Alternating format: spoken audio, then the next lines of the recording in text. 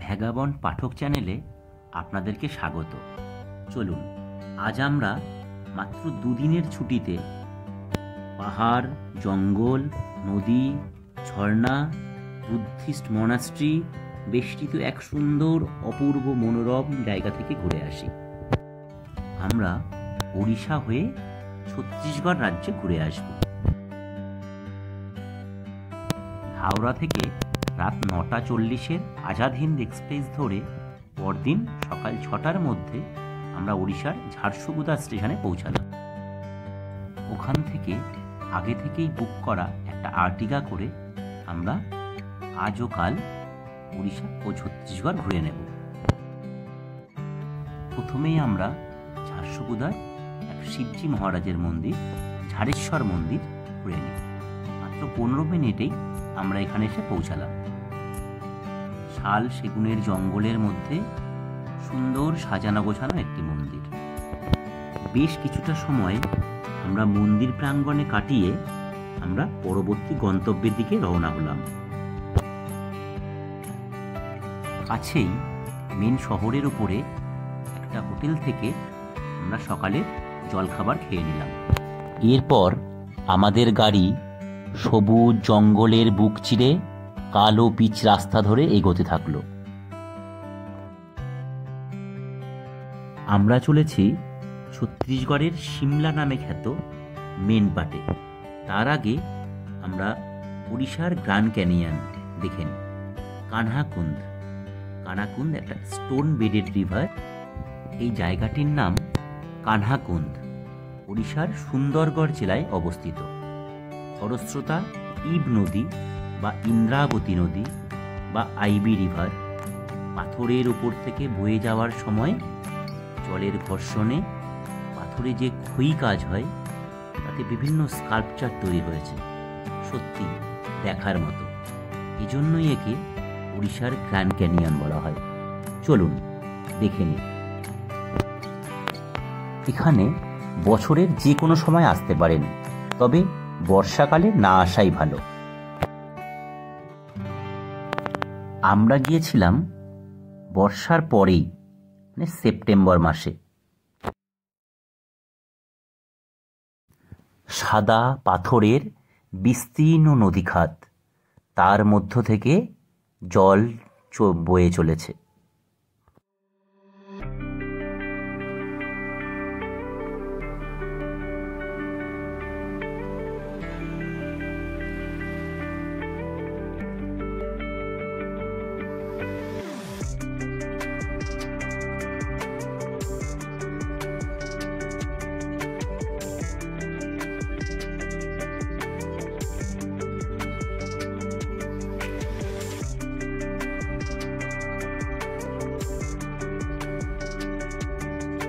বেশ কিছুটা সময় আমরা নদী খাতে ঘুরে বেড়ালাম। সত্যি জায়গাটা খুব সুন্দর। এখান থেকে ছেড়ে আসতে মন চাইছিল না। বেশ কিছুটা সময় কাটানোর পর আমরা আস্তে আস্তে ওপরে চলে আসলাম। তার আগে ফটো সেশন তো করতেই হয়। এরপর আমরা আবার গাড়িতে এসে বসলাম। ওদিকে জঙ্গলের বুক ছিঁড়ে কালো রাস্তা ধরে আমাদের গাড়ি ছুটে চলেছে। আমরা চলেছি ঝারসুগুদা থেকে প্রায় 210 কিলোমিটার দূরে ছত্তিশগড়ের মেন ঘাটে। আমরা এখনো ওড়িশার মধ্যেই আছি। ছত্তিশগড় এই যে বর্ডার ক্রস করে আমরা ছত্তিশগড় রাজ্যে প্রবেশ করি। মেন ঘাট যাওয়ার আগে আমরা এখান থেকে 10-12 কিলোমিটার বাঁদিকে ওই আইবি রিভারের ওপরেই একটা বিখ্যাত মহাদেবের মন্দির, বিখ্যাত কোতেবিরা ধাম ঘুরে নেব। আমাদের গাড়ি চালাচ্ছে ওড়িশারই সোনু ভাই। সোনু ভাইয়ের ফোন নাম্বার এবং গাড়ির ডিটেলস ডেসক্রিপশন বক্সে দেওয়া থাকবে। আমরা মেন রাস্তা থেকে বাঁদিকে শাল পিয়ালের জঙ্গলের মধ্যে এক সুন্দর নিরিবিলি কোতেবিরা ধামের উদ্দেশ্যে রওনা দিয়েছি। মানুষের কোলাহল বর্জিত এই সুন্দর জায়গা আপনাকে মুগ্ধ করবেই। মন্দিরের সামনে গাড়ি রেখে সিঁড়ি দিয়ে আইবি রিভারে এসে উপস্থিত হলাম। মানে নদীটা একটু ঘুরে দেখি। এই নদী থেকেই সিঁড়ি উঠে যাচ্ছে মন্দির পর্যন্ত, বিস্তীর্ণ অনেকটা জায়গা জুড়ে চওড়া সিঁড়ি করা। সারা শ্রাবণ মাস জুড়ে অসংখ্য ভক্তের সমাগম হয় এখানে। তারা এই আইবি রিভার থেকে জল নিয়ে বাবা মহাদেবের মাথায়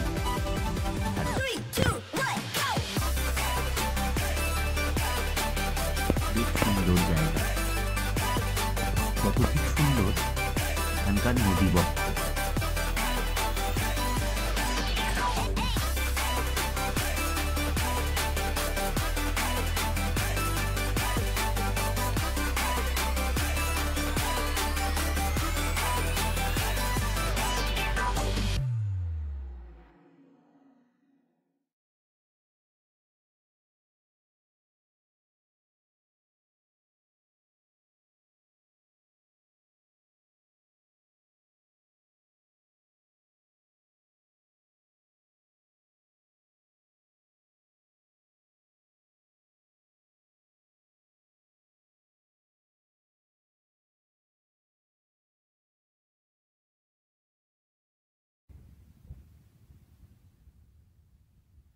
বেশ কিছুক্ষণ সময় আমরা নদীবক্ষে কাটিয়ে এখানকার জল মাথায় নিয়ে বাবা মহাদেব এবং হনুমানজি দর্শন করে আমরা আবার গাড়িতে এসে বসলাম। আমাদের পরের গন্তব্য ছত্তিশগড়ের মেনপাট।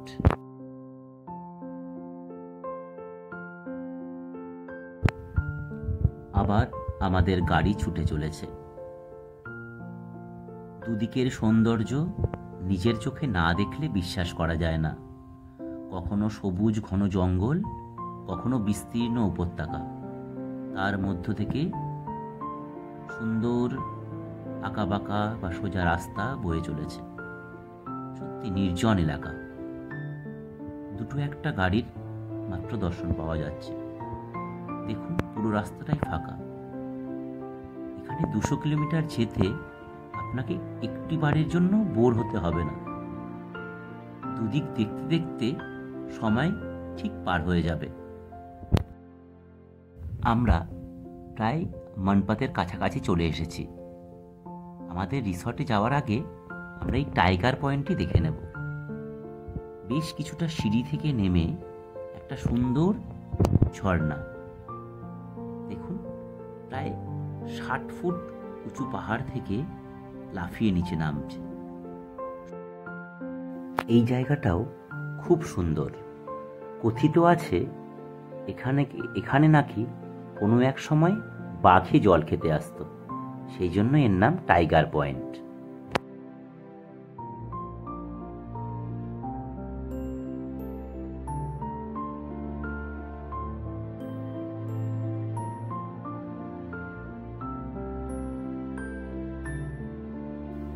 দেখুন উপর থেকে জায়গাটা কত সুন্দর। এখানে আশেপাশে দু একটা ছোট্ট দোকান আছে, যেখানে আপনি চাইলে মোমো, চাউমিন ইত্যাদি পেয়ে যাবেন। আমরা এখান থেকে হালকা কিছু টিফিন করে আমাদের রিসর্টের দিকে রওনা দিলাম।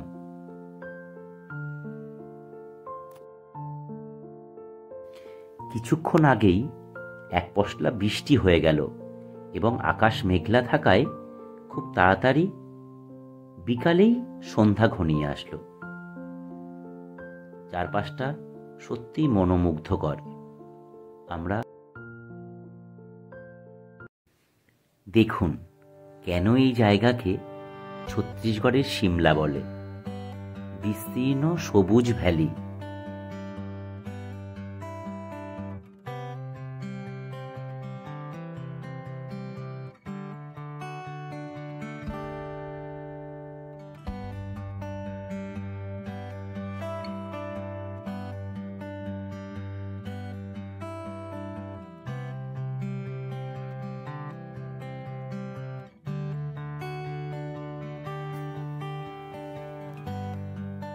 অবশেষে আমরা এসে উপস্থিত হলাম আমাদের রিসর্টে।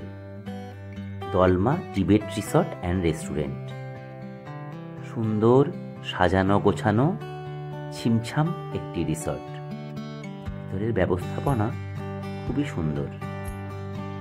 আপনারা যদি এখানে আসতে চান, এর ডিটেলস এবং ফোন নাম্বার ডেসক্রিপশন বক্সে দেওয়া থাকবে। দেখুন, সামনেটা অনেকটা জায়গা জুড়ে সুন্দর সাজানো বাগান।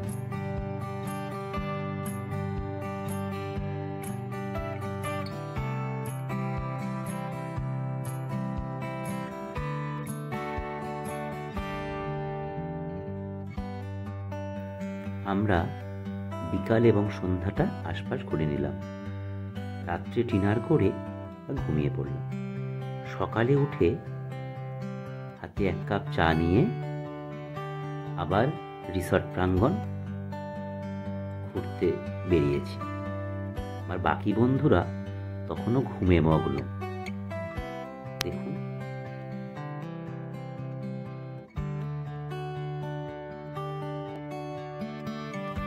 সকালে ঘুম থেকে ওঠার পরেই এত সতেজ পরিবেশের মধ্যে থাকলে এমনিতেই মন প্রাণও সতেজ হয়ে যায়।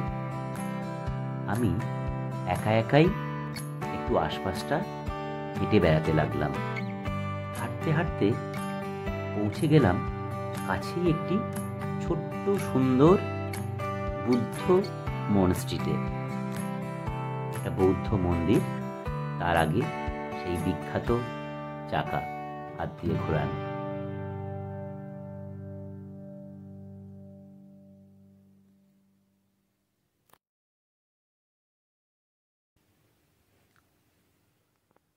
উনিশশো 1962-তে ভারত চীন যুদ্ধের পর কিছু তিব্বতীদের এখানে কলোনি করে থাকার ব্যবস্থা করে দেওয়া হয়।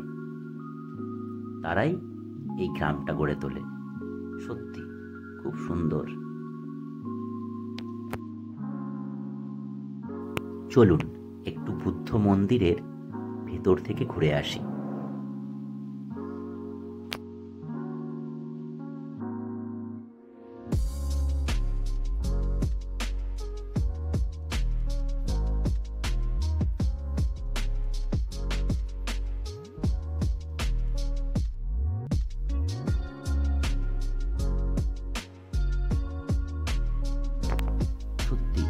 স্বীকার করতে দ্বিধা নেই, এত সুন্দর সাজানো গোছানো এবং নিস্তব্ধ গ্রাম খুব কমই দেখেছি। রিসর্টে ফিরে এসে কিছু ব্রেকফাস্ট করে ব্যাগ গুছিয়ে আমরা আশপাশটা ঘোরার জন্য বেরিয়ে পড়লাম। প্রথমেই গেলাম সামনে মানপাত লেকে। দেখুন, খুব সুন্দর সবুজের মধ্যে মানপাত লেক। তো পরিষ্কার পরিচ্ছন্ন জায়গা, সত্যি মন প্রাণ আর এমনি ভালো হয়ে যাবে।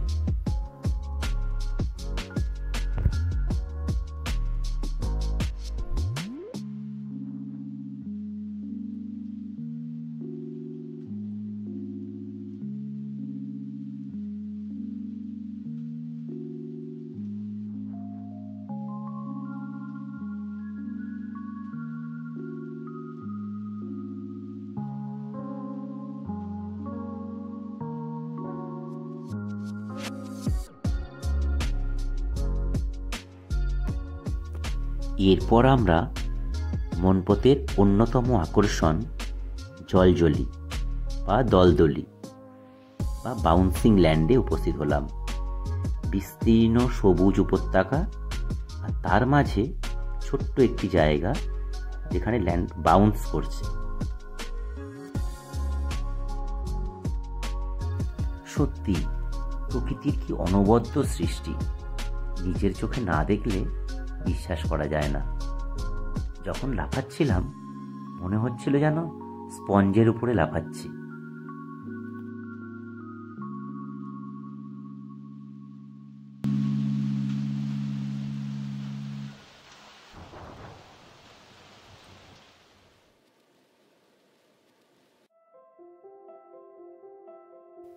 ঠিক উপরে উঠে এসেই এই সুন্দর ঘন জঙ্গল। সকালে সূর্যের কিরণ গাছের মধ্য থেকে ঠিকরে পড়ছে। কি অসাধারণ সুন্দর জায়গা।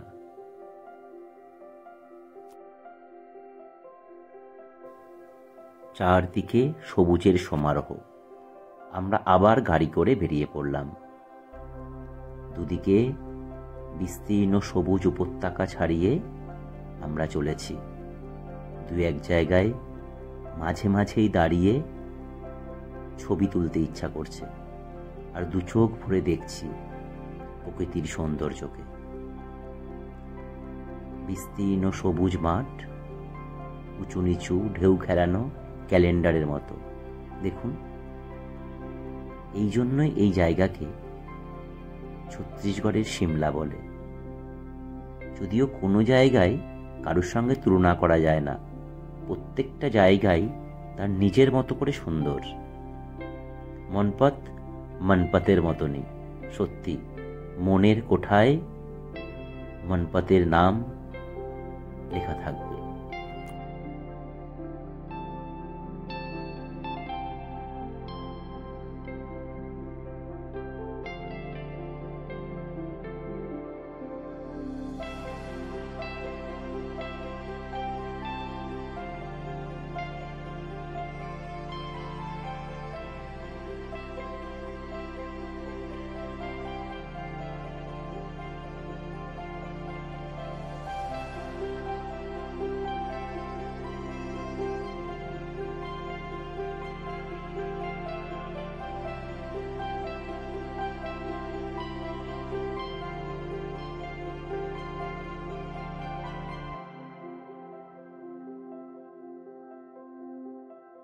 বেশ কিছুক্ষণ আমরা ভ্যালির মধ্যে ঘুরে বেড়ালাম।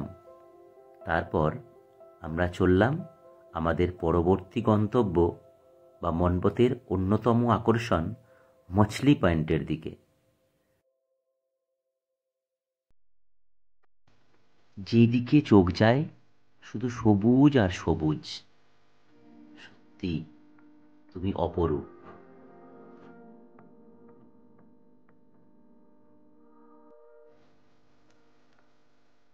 আমরা চলে এসেছি মাছলি পয়েন্টে। খুব সুন্দর একটি জায়গা। দেখুন, মাছলি পয়েন্ট মানে অ্যাকচুয়ালি একটা ঝর্ণা। এখানে দু তিনটে ঝর্ণা আছে। যেটা দেখছেন এটাই সবচেয়ে বড়।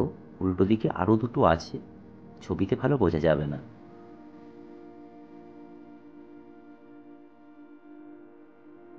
সত্যি এখানে বসে আর কখন যে সময় চলে যাবে বুঝতেই পারবেন না। আমরা বেশ কিছুটা সময় মাছলি পয়েন্টে কাটিয়ে আবার মনপতের ভ্যালির মধ্য থেকে রাস্তা হয়ে চললাম মনপতের আমাদের শেষ আকর্ষণ উল্টা পানিতে। সত্যি এক চরম বিস্ময়ের জায়গা এই উল্টা পানি। উল্টা পানি নামেই বুঝতে পারছেন, জল এখানে নিচু থেকে উপরের দিকে যায়। আমরা একটা নৌকা ছেড়েছিলাম। সত্যি মনে হচ্ছে নৌকাটা নিচু থেকে উপরের দিকে চলে যাচ্ছে। জানি বিজ্ঞানীদের সম্ভব নয়, এটি চোখের ভ্রম, কিন্তু সবারই মনে হবে যে জল নিচ থেকে উপরে যাচ্ছে। দেখুন, সত্যি পৃথিবীর যে কত রকম বৈচিত্র্য আছে ভাবা যাবে না। দেখুন, ওইদিকে নিচ থেকে